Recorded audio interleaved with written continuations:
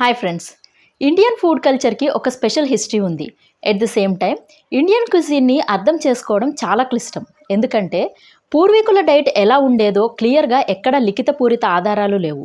ఈ వీడియోలో కొన్ని ఆర్కియలాజికల్ స్టడీస్ సేకరించిన ఆధారాలతో అసలు మన పూర్వీకులు ఏం తినేవారో, మన ఇండియన్ ఆరిజిన్ ఫుడ్స్ అంటే నేటివ్ ఫుడ్స్ ఏంటో, ఏన్షియంట్ ప్రీ హిస్టారిక్ ఏజ్ నుండి ఫారిన్ కాలనైజేషన్ వరకు ఇండియన్ ఫుడ్ కల్చర్ ఎలా చేంజ్ అవుతూ వచ్చిందో చూద్దాం.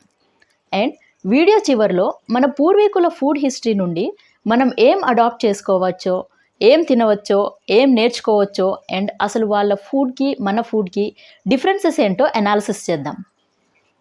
ఇక టాపిక్లోకి వెళ్తే ప్రీ హిస్టారిక్ స్టోన్ ఏజ్ అంటే 200,000 బీసీ నుండి 3,500 బీసీ వరకు మెయిన్గా మన పూర్వీకులు సర్వైవల్ అండ్ ట్రాన్సిషన్ మోడ్లో ఉన్నారు. వీరి first food hunting and gathering.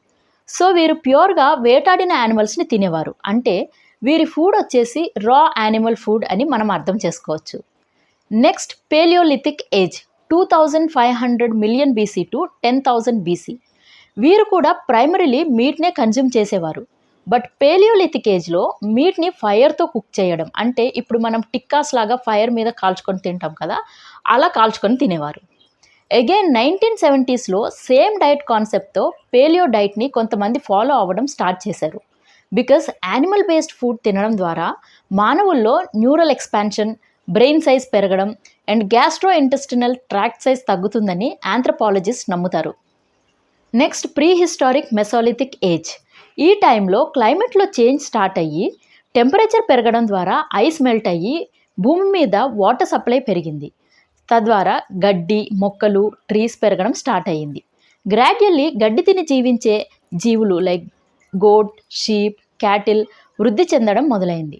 And మానవులు హంటర్ గ్యాదరర్స్ నుంచి యానిమల్ డొమెస్టికేషన్కి మారారు. వాటర్ సప్లై బాగా ఉండడం వల్ల ఫార్మింగ్ కూడా చిన్నగా మొదలైంది. వీట్, బార్లీ అండ్ రైస్తో మొట్టమొదటిసారి అగ్రికల్చర్ స్టార్ట్ అయ్యింది. Next pre historic neolithic age 6,000 BC నుండి 1000 బీసీ వరకు. ఈ టైంలో అగ్రికల్చర్లో కొత్త పద్ధతులు, వండుకోవడానికి అండ్ ఫుడ్ స్టోర్ చేసుకోవడానికి మట్టి కుండలు తయారు చేసుకోవడం స్టార్ట్ చేశారు. ఈ టైంలో agricultural revolution or first proper settled farming start అయ్యింది. నియోలిథిక్ ఏజ్లో మేజర్ క్రాప్స్ వచ్చేసి రాగి, ఉలవలు, మెయిన్గా వీట్ అండ్ బార్లీ లాంటి పంటలను పండించేవారు. ఈ ఏజ్లో మానవులు ఫుడ్ హంటింగ్ నుండి ఫుడ్ ప్రొడ్యూసర్స్గా ట్రాన్స్ఫార్మ్ అయ్యారని చెప్పుకోవచ్చు. Next Indus valley civilization or Harappan civilization 3,300 BCE నుండి 1,300 బీసీఈ వరకు. మరి ఇండస్ వ్యాలీ సివిలైజేషన్లో ఏం పండేవి, వాళ్ళు ఏం తినేవాళ్ళు? 2010లో అరుణిమా కశ్యప్ అనే ఆర్కియాలజిస్ట్కి 4,400 ఇయర్స్ బ్యాక్ నాటి వెల్లుల్లి రెబ్బ ఇండస్ వ్యాలీ తవ్వకాల్లో దొరికింది. దాని గురించి తెలుసుకోవాలనే ఇంట్రెస్ట్తో హరప్పన్ సైట్ అయిన హర్యానాలో దొరికిన కొన్ని ఆధారాలను యూనివర్సిటీ ఆఫ్ వాషింగ్టన్లో ఎక్స్పెరిమెంట్స్ చేశారు. ఇక్కడ కొన్ని మెలన్ గింజలు, వీటితో పాటు నువ్వులు, ఆవాలు అండ్ ద కామన్ క్రాప్స్ అయిన wheat and barley and rice produce చేసేవారని గుర్తించారు. హరప్పన్ ఫైండింగ్స్లో పాట్స్ మీద వేసిన డెకరేటివ్ ఆర్ట్ వర్క్ ద్వారా నిమ్మకాయలు, దానిమ్మ, కోకోనట్, బనానాస్ పండేవని ఆర్కియాలజిస్ట్ గెస్ చేశారు. ఉల్లిపాయలు, పీస్, బీన్స్ కూడా ఈ టైంలో పండేవని మెన్షన్ చేశారు. తర్వాత కశ్యప్ మిషిగన్ యూనివర్సిటీలో పిహెచ్డి ప్రాజెక్ట్ కోసం రాజస్థాన్కి వచ్చారు. కొన్ని నెలలు వర్క్ చేసిన తర్వాత ఇండస్ వ్యాలీ సివిలైజేషన్లో వంకాయలు, పసుపు అండ్ అల్లం వాడినట్లు రీసెర్చ్లో తేలింది. అంతేకాదు సామలు అండ్ కొర్రలు అనే 2 రకాల మిల్లెట్స్ అండ్ ఎర్ర కందిపప్పు, ఉలవలు, మామిడి పళ్ళు వీళ్ళు తినేవారని స్టడీ చేశారు. ఇంకో ఫ్యాసినేటింగ్ ఫైండింగ్ ఏంటంటే 4,500 ఏళ్ల నాటి లడ్డూస్ని 2017లో హరప్పన్ ఆర్కియలాజికల్ ఎక్స్కవేషన్లో డిస్కవర్ చేశారు. వీరు హై ప్రోటీన్ మల్టీగ్రెయిన్ లడ్డూస్ని కన్జ్యూమ్ చేసేవారని సైంటిఫిక్ రీసెర్చ్లో తెలిపారు. అనదర్ ఇంట్రెస్టింగ్ సైంటిఫిక్ డిస్కవరీ ఏంటంటే ఇండస్ వ్యాలీ సివిలైజేషన్లో 4,500 సంవత్సరాల క్రితం నుండే హరప్పన్ ప్రజలు డైరీ ప్రోడక్ట్స్ని కన్జ్యూమ్ చేసేవారని, వాళ్ళు వాడిన పాత్రల నుండి దొరికిన రెసిడ్యూస్ నుంచి ఐడెంటిఫై చేశారు. ఈ డైరీ కోసం ఓన్లీ కౌస్ అండ్ బఫెలోస్ని మాత్రమే యూజ్ చేసేవారు అండ్ మేకలు, గొర్రెలను మీట్ కోసం ఉపయోగించేవారు. అలాగే హరప్పన్స్కి శనగలు, పెసర్లు, జొన్నలు, ఖర్జూర, దానిమ్మ యావరేజ్ రేట్గా ఉండేవి. కొన్ని రకాల సిట్రస్ ఫ్రూట్స్ని ఫ్లేవర్స్ కోసం వంటల్లో యాడ్ చేసేవారు. సిన్నమన్ ఆర్ దాల్చిని చెక్క ఈ కాలంలో చాలా popular. As we all know, India's biggest contribution to the global food culture is spices. 2000 years back నుండే ఇండియా లార్జ్ క్వాంటిటీలో స్పైసెస్ ఎక్స్పోర్ట్ చేసేది. దీనికి ఎవిడెన్స్ బెరెనిక్ పోర్ట్లో 30 to 70 AD నాటి ఒక బాక్స్లో 8 kgs మిరియాలు దొరికాయి. బ్లాక్ పెప్పర్కి ఇండియన్ హిస్టరీలో చాలా పెద్ద స్టోరీనే ఉంది. వీటిని ఇండియన్ బ్లాక్ గోల్డ్ అంటారు, అంటే గోల్డ్తో కంపేర్ చేసేవారు.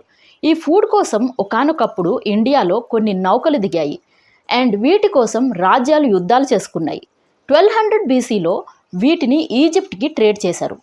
15th and 16th సెంచరీలో adventurers Christopher Columbus and Vasco da Gama ఈ బ్లాక్ గోల్డ్ కోసం యూరోప్ నుండి సీ రూట్లో ఇండియాకి చేరుకున్నారు. కానీ వాస్కోడా గామాకి ఫలితం దక్కింది. ఫుడ్ హిస్టోరియన్ పెప్పర్ కేరళకి నేటివ్ అని నమ్ముతారు. ఇంకో ఇంట్రెస్టింగ్ ఫ్యాక్ట్ ఏంటంటే, అక్బర్ కోట్లో వండేటటువంటి 50 డిషెస్లో ప్రతి ఒక్క డిష్లోనూ మిరియాలు వేసేవారు. ఈ పెప్పర్ని ఎన్ని రకాలుగా యూజ్ చేసేవారంటే rent, dowry, currency, tax, prizes and గిఫ్ట్స్గా కూడా వినియోగించేవారు. గుప్తా ఎంపరర్స్ రోమన్ ఎంపైర్తో ట్రేడ్ రిలేషన్ స్టార్ట్ చేసినప్పుడు మిరియాలను ఎక్స్పోర్ట్ చేసి బదులుగా సుపీరియర్ హార్స్ బ్రీడ్ని ఇంపోర్ట్ చేసుకున్నారు. Next, moving on to Vedic period 1500 BCE to 600 BCE. ఈ ఎరాలో జైనిజం అండ్ బుద్ధిజం రైజ్ అయ్యింది. యానిమల్ సాక్రిఫైసెస్ని తగ్గించి వెజిటేరియనిజం స్టార్ట్ అయ్యింది. Indo Aryans north western region of ఇండియాని ఆక్యుపై చేశారు. ఆరియన్స్ మోస్ట్లీ పశుపోషకులు. సో బటర్, కర్డ్, మిల్క్ వీరి ముఖ్య ఆహారం. Initially ఆరియన్స్ staple food barley. Rice కంటే ముందు వీరు బార్లీనే ఎక్కువగా తినేవారు.